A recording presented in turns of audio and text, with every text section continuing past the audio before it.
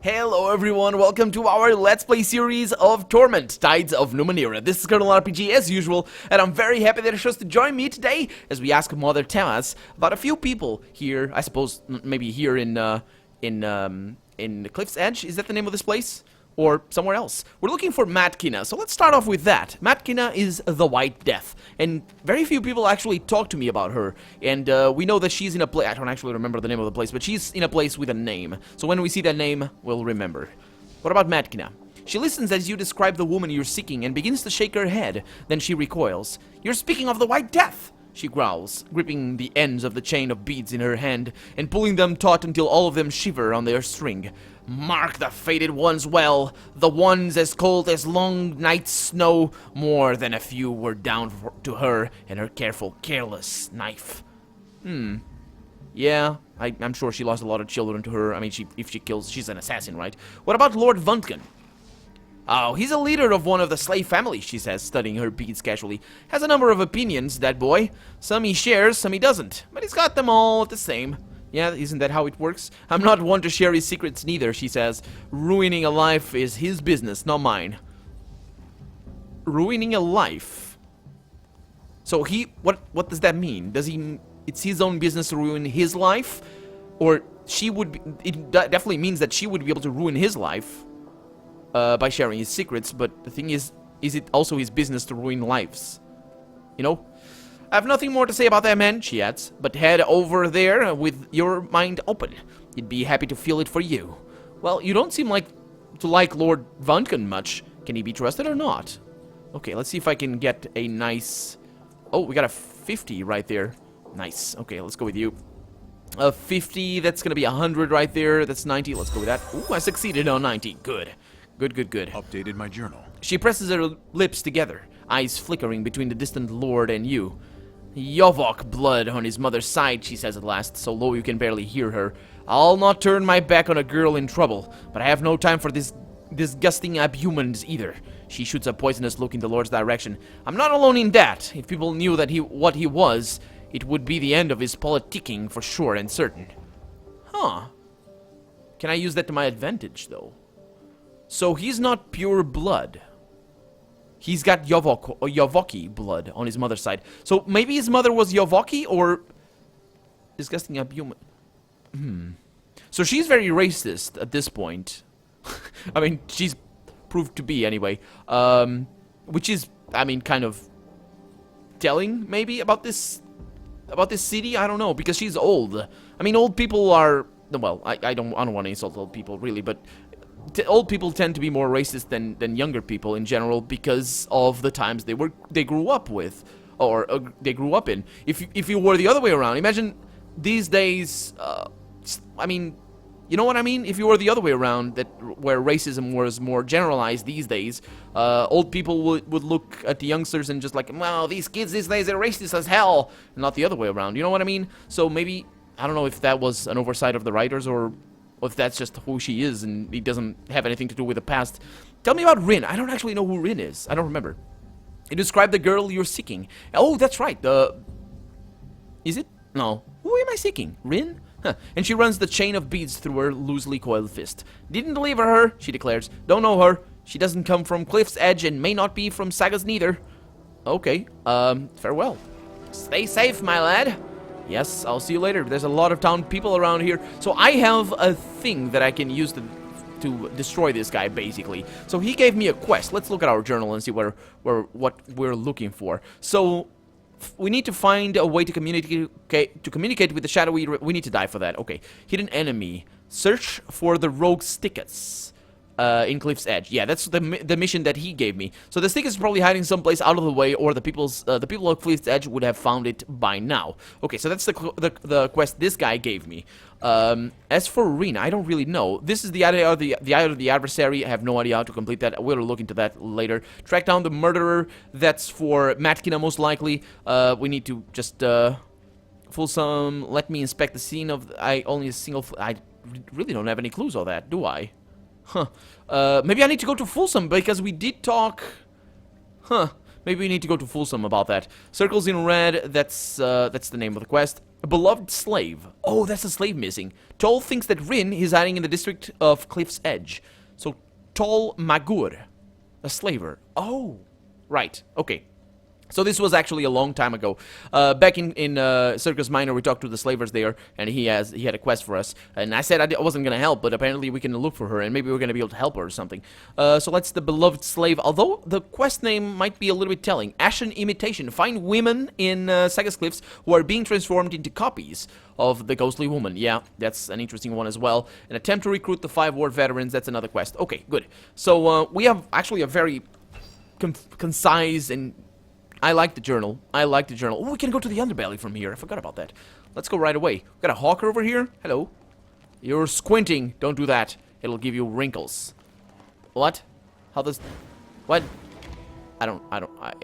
You can press to view all inactive characters. Excuse me. What is that key? I don't have that key in my keyboard. I have a key with a couple of arrows like that, but that's the tab key. Is that the tab key? I mean, it might be. So let's go to Folsom over here. Is this where he is? No, not really. That's where the... Yeah, Folsom is over here. So let's go over here to Folsom, see if he says anything. And actually, we need to come over here as well for a crooked kick. And, oh, very north. Did I talk to you? Oh, there they are. Fantastic. Fantastic. Okay, let's have a chat here with Folsom. Let me save the game before I screw up anything. I don't think I talked to that guy. I think there were a few guys that appeared after we did the clock. So yeah, unblinking, unmoving, the huge man waits for you to approach.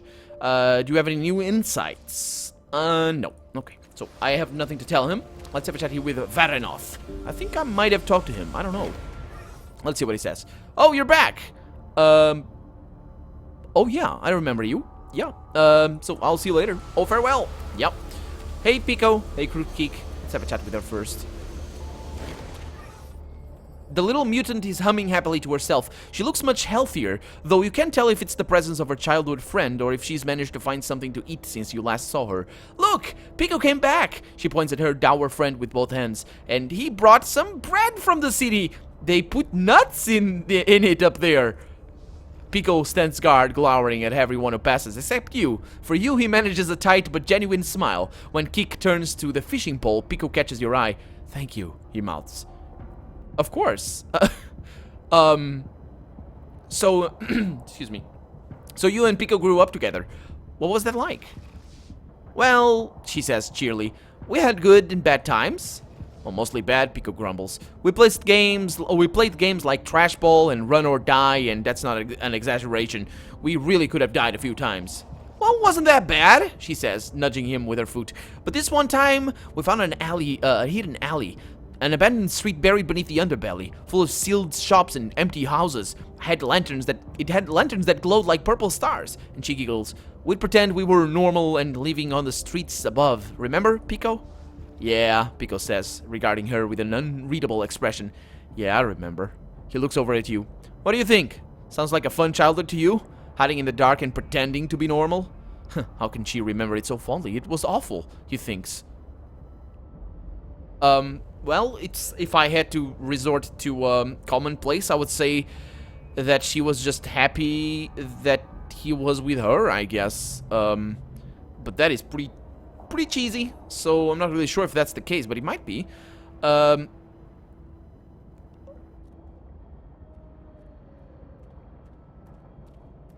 Yeah, let's go with this one. I would like to know where the buried street is, but yeah, it sounds better than most, Pico. At least you two were together. She perks up, smiling at Pico. After a moment, he returns it and clasps her hand carefully, like someone trying to catch a bird without hurting it. See? I was right, I think. Anyway, that's awesome. I would love to know where the street is, but... ah, well. Can't have everything, can we? Our character doesn't really want that. So, maybe I'm gonna make another character that wants that. Who knows? And besides, I might even be able to find the street down here. Or it might not be actually down here, but... Anyway, let's go back and, I haven't figured out a way to click on the map, by the way. Something that is missing from this game is that. Because I can't go easily from place to place. I need to use either the middle click or just the edge scrolling thing. So let's go back to Cliff's Edge. Let's see what we can do. We're looking for a bunch of people in here, so I mean everywhere we just look at, something is bound to turn up, right?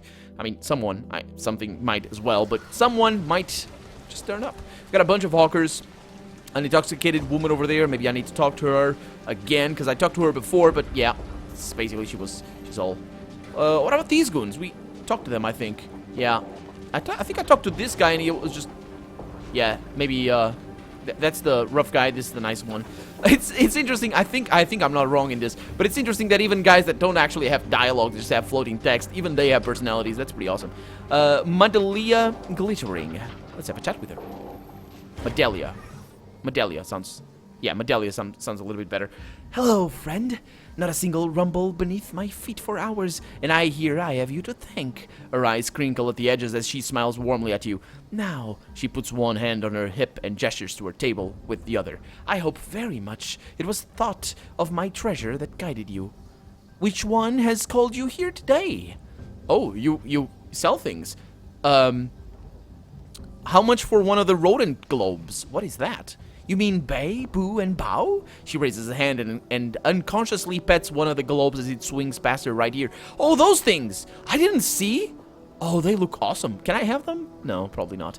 The tiny creatures inside squeaks and scampers in a tight circle before the globe drifts out of sight. They're not for sale, my friend. I hope you are not too disappointed. Oh, yeah. Are you sure you won't sell me one of those?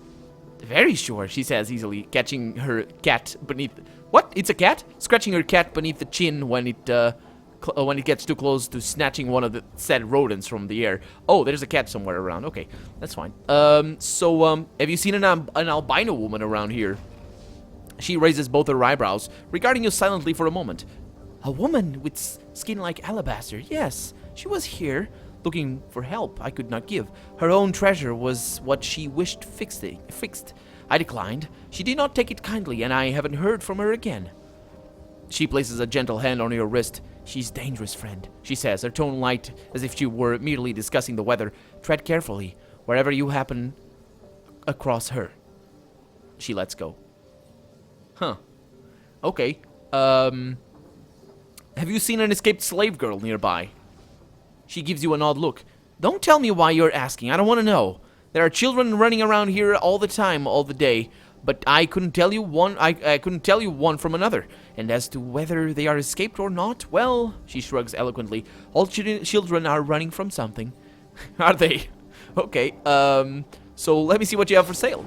Let's see what I can actually sell. Oh, wait a minute. That's That's a book that I can sell. Okay, so let's keep that one because it might be good. Also, I'm gonna talk to her in a little bit because I don't think I did my things properly. So let's see. He's got 8 physical damage to max 2. And over here he's got 4 physical damage to max 6. But that does extra chemical damage, which is interesting. This one is actually... I mean, the good thing about the greatsword is you can't really... Well, actually, it's a bad thing, because you can't really use a maximum effort. Right? You can't... Or is that the maximum damage that the effort does? So basically, okay, I see. I see what it is. Yeah, I know why I went with that, because he's good at this, or he should be a little bit good at this. So basically, he's not going to need to use as much effort as needed, so his weapon is going to be more effective than using these down here. Despite these having maximum extra maximum damage. So we have these are quest items. Can I drop them, please? Oh, come on, that's so bad. It should be easy. It should be simple. It's simple. Actually, you let the player select the things, and then if they stray off the edge, you unselect it automatically. But anyway, that's that. Let's see if I can buy something interesting. Let's see what you have for sale.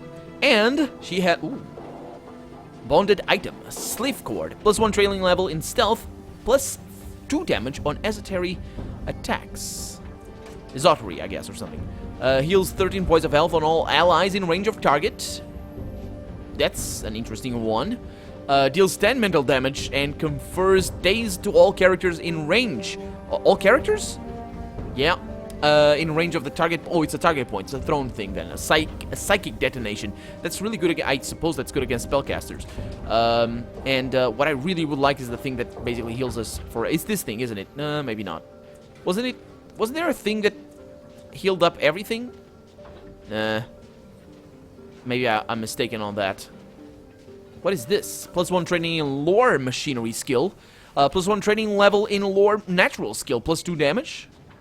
Bonded item. What is that? Machinery skill and training. I want that. but there's negative effects. Minus training level in persuasion skill, and -3 in initiative. Okay, so I'm not that good at combat. I mean, I can handle myself, sure, but I mean, not really. So I think I want that. And besides, this bony segmented chain, is this? Huh. Unravels at the touch of living flesh and latches eagerly onto the user's spine. Once attached, the user will sense the presence of another mind within their head that is wise, knowledgeable, and contagiously rude. Okay, so how do you apply that? A bonded item. Is it it's a cipher, right? No, it's these items. Okay, so I need to look at my skills.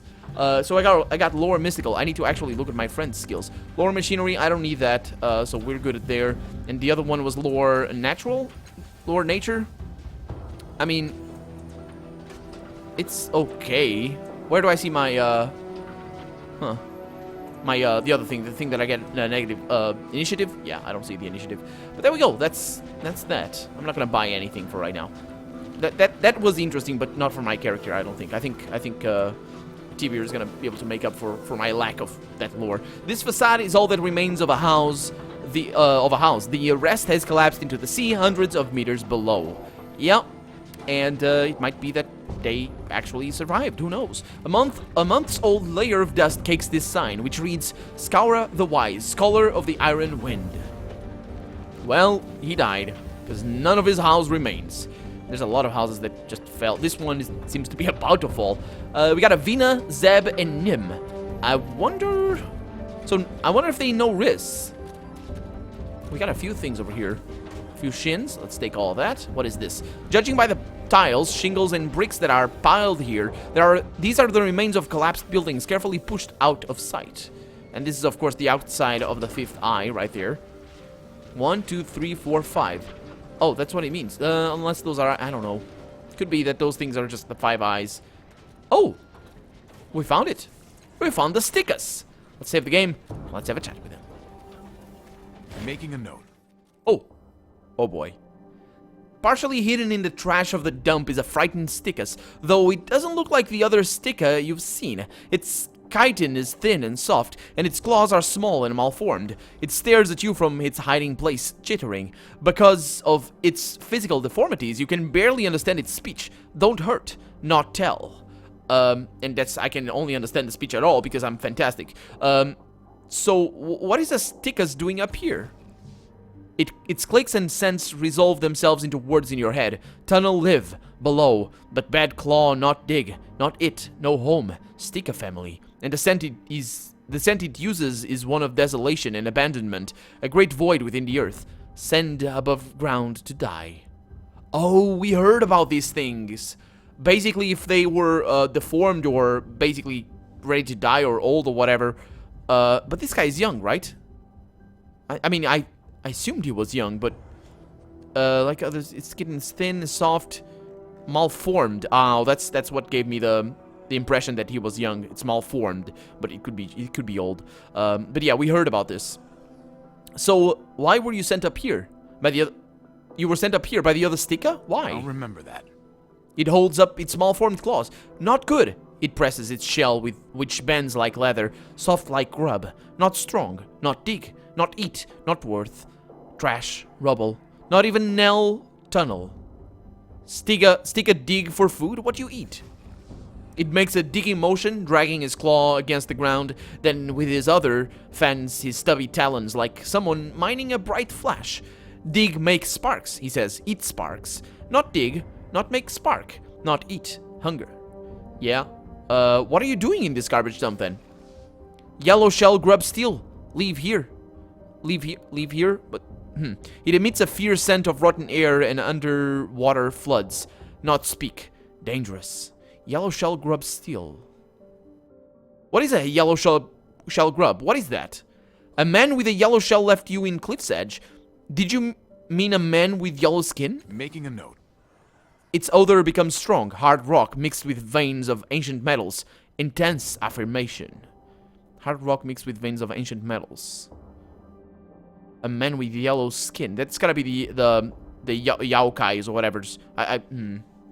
So if you can make sparks to eat, Why haven't you starved to death up here? It points down the alley. Baby brown grub feed. It shows you a heap of small electrical devices all drained of energy. Spark shells, spark tubes. It points to itself and smells of flint and steel. Eat. Its scent is gratitude. Wait a minute. Are the stickers? Wait a minute. Are they? Who's giving these things then? I guess he just found them over here, but he's running out of food, right? I can't get my eyes out of that thing. I don't know what that is for. That's not them, is it? I mean, they can't lay eggs that big. It's not possible. It's gotta be like dragon eggs or something like huge.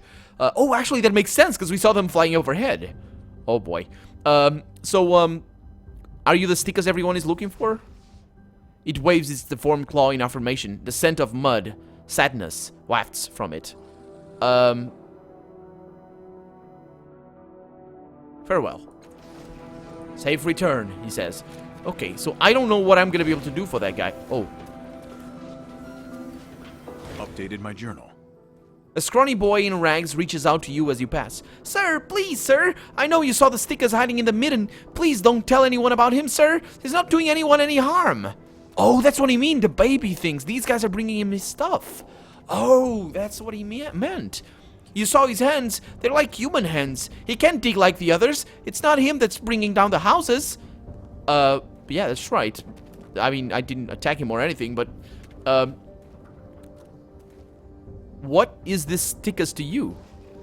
We found him, sir, my sisters and I, and it was so pitiful, near to starving, near to dying. We've been fitting him old devices and power cells ever since, but we've got to get him out of there. The neighbors, they will find him soon, and that'll be the end of him. His family, they think, or he thinks, every bit as much as Nim and Avina. Well, maybe not every bit as much, but... So you feed him power cells. Stika eat electrical energy, and we can't find nearly enough. He's starving. Man, this kid is smart. At least he knows that. Do you have a plan to help him escape? No, sir. We can't just walk him down the street, or that fat little lord would see him. Not to mention the neighbors, and they'd kill him for sure. Huh. Yeah, I won't tell anyone. Your secret is safe with me. Thank you, sir. You're a lifesaver, sir. Now, if only we could get him to safety. Yeah, maybe I can find a way to get him out of here. Could you, sir? That would be wonderful. If you can find the other sticker, maybe they'd help him escape. I heard that some of them are down in the underbelly, but I've never seen them myself. Yeah, I'll try. Thank you. I had a feeling I could trust you. Well, the fact that I didn't kill him outright might just, yeah. So these guys, I wish I had talked to them before, but there we go. So let's have a chat with them, and, oh, she has a sword. As you regard this girl, you are struck by a spark of recognition. Though they hardly look the same, something about her reminds you of the ghost you encountered in the Fifth Eye. The girl stands outside a crumbling old house, playing the flute. Oh, it's not a sword, it's a flute. She wears a simple dress, and her golden hair falls past her shoulders. The melody she plays is gentle and soft, but it somehow carries to every corner of the street. As you approach, she stops playing and smiles up at you with large green eyes. Sheens for a song, sir? How much? It's 8 sheens for a sad song and 12 for a happy one. So why are the sad songs cheaper than the happy ones? I mean, why would the opposite, but because there are more of them, sir. Oh, that sounds... I suppose that sounds okay. So here's 12. Play me a happy song. Thank you, sir. This one should give you a lift. Do I give it a...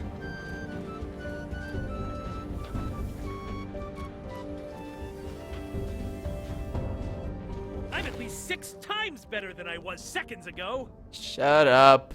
The girl lowers her flute and looks up at you. Do you want me to play another? I suppose that was really good that I asked for a happy song, because apparently happy songs give you good feathers. I was gonna ask, do I get a feather? And yeah, apparently they give a bonus to things. I'm the kind of guy that I like sad songs in melancholy. Melancholy? How do you pronounce that word? I like it because I think I feel uplifted by sad songs. I think I don't dislike happy songs, but I mean I could see this giving me a positive feather as well, but just maybe a slightly different one. Can I ask you some questions? All right. So someone saw children playing in the ruins of a collapsed house.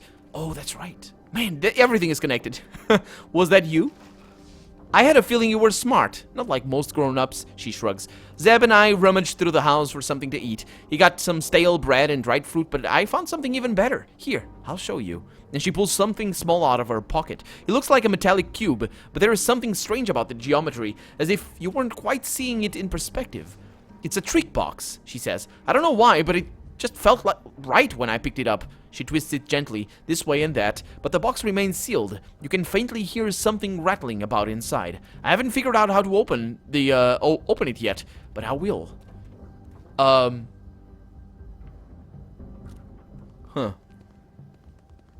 I need it. That's kind of... I hope I can make it up to her, but I'm just given two choices right now. That's not yours, I'm gonna say. I have to return it to its rightful owner.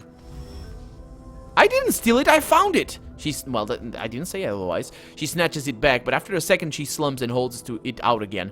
But I guess if it's someone else's, they should have it. Yeah, it's for a good cause, I promise you.